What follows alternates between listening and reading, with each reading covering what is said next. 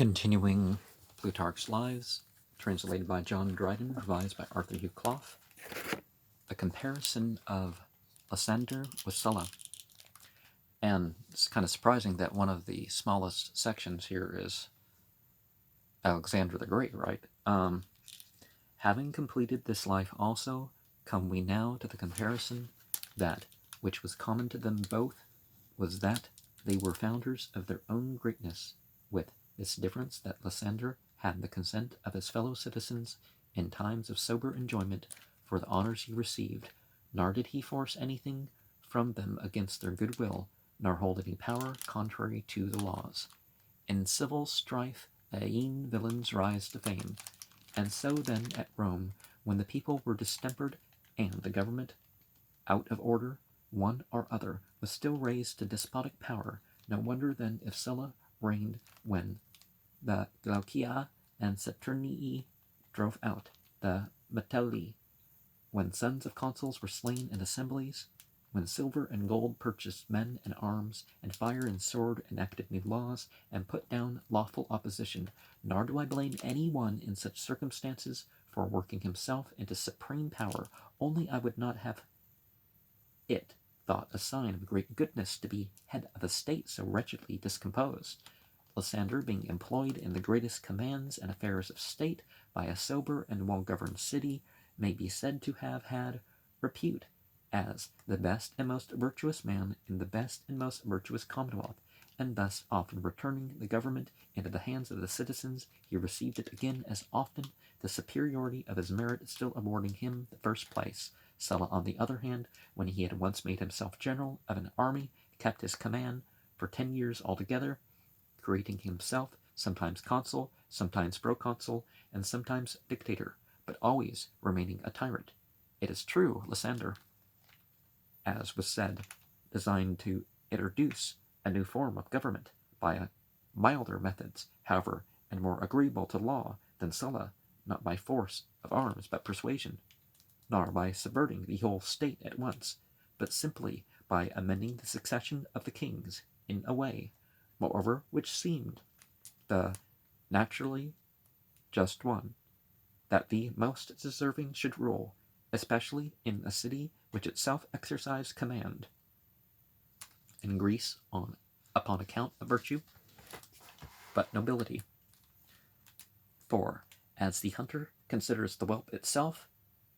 not the bitch, and the horse dealer, the foal, not the mare, for what if the foal should prove a mule? So likewise,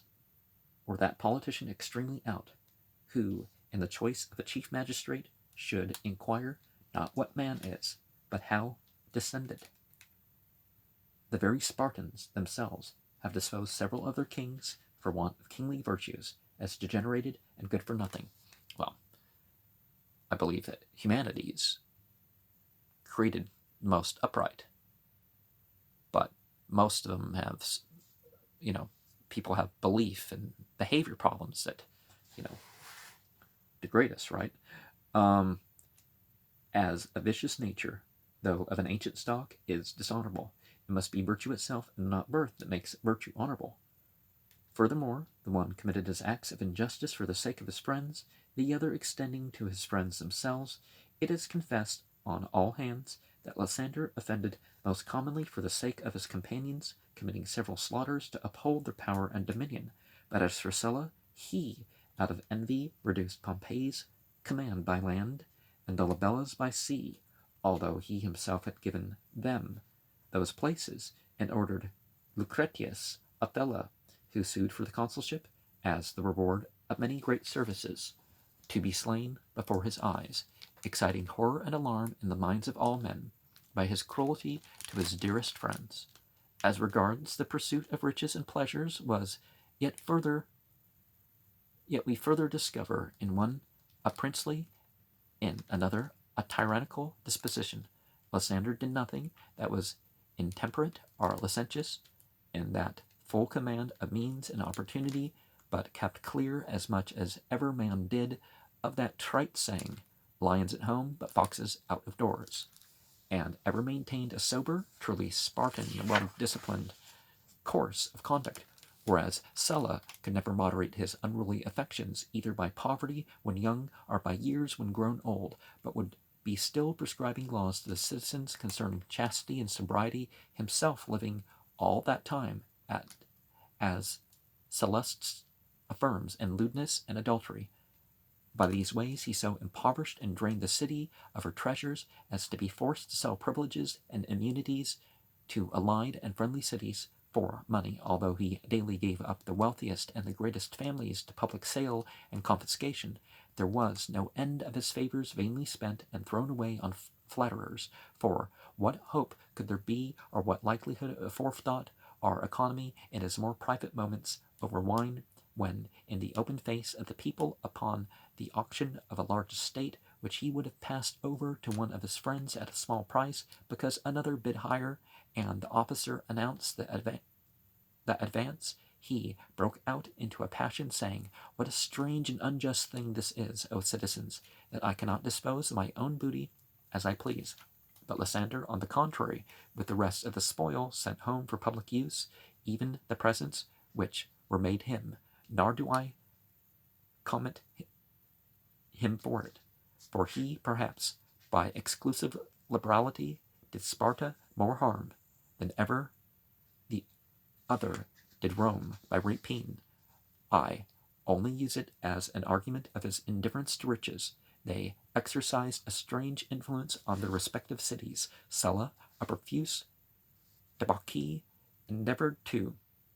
restore sober living amongst the citizens. Lysander, temperate himself, filled Sparta with the luxury he disregarded, so that both were blameworthy, the one for raising himself above his own laws, the other for causing his fellow citizens to fall beneath his own example. He taught Sparta to want the very things which he himself had learned to do without, and thus much of their civil administration. As for feats of arms, wise conduct in war, innumerable victories, perilous adventures, Sylla was beyond compare. Lysander indeed came off twice victorious in 2 battles by sea. I shall add to that the siege of Athens, a work of greater fame than difficulty. What occurred in Boeotia and at Haliartus was the result perhaps of ill fortune, yet it certainly looks like ill counsel not to wait for the king's forces, which had all but arrived from Plataea,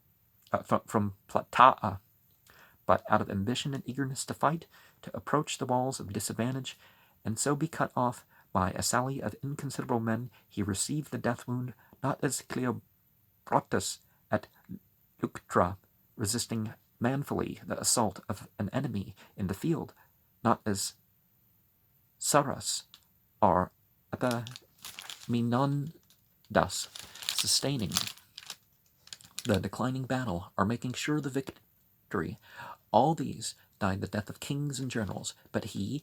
as it had been some common skirmisher or scout, cast away his life ingloriously, giving testimony to the wisdom of the ancient Spartan maxim to avoid attacks on walled cities, in which the stoutest warrior may chance to fall by the hand, not only of a man utterly his inferior, but by that of a boy or woman, as Achilles, they say, was slain by Paris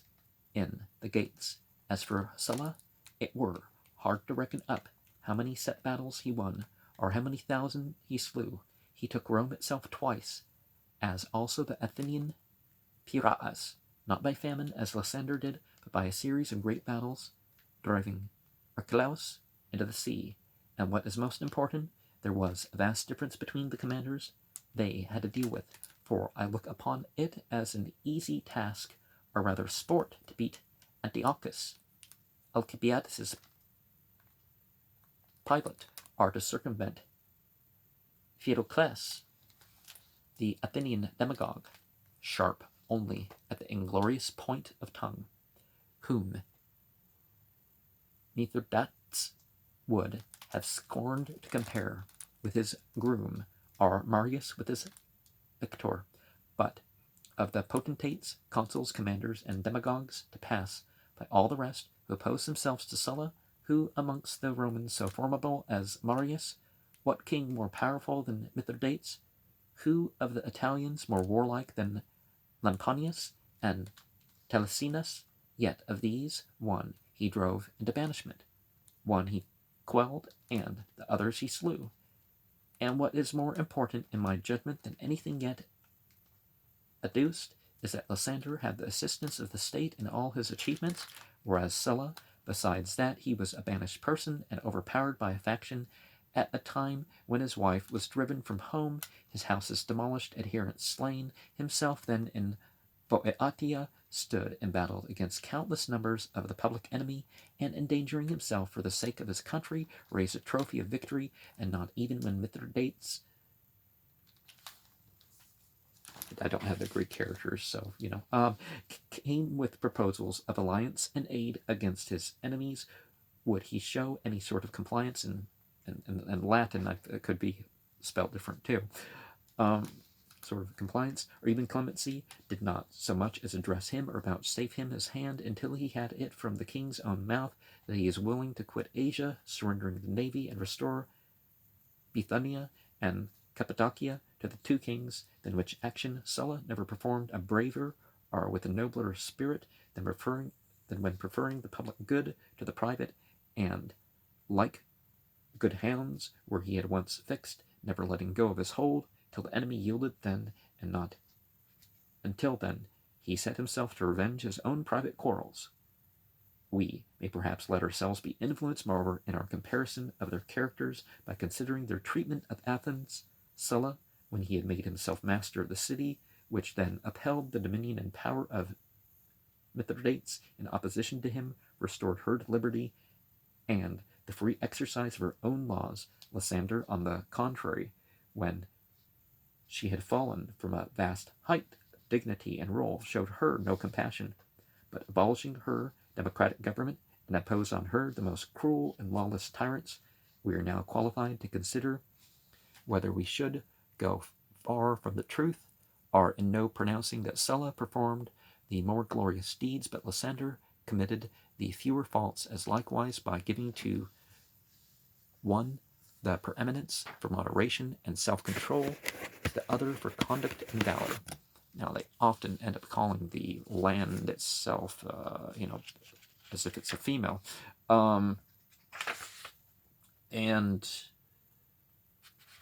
But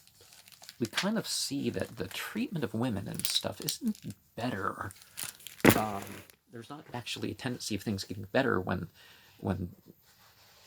what's being worshipped is a male, as a female versus a male, or that, that sort of thing, or that the earth itself is called a female versus a male. Actually, it tends to be worse.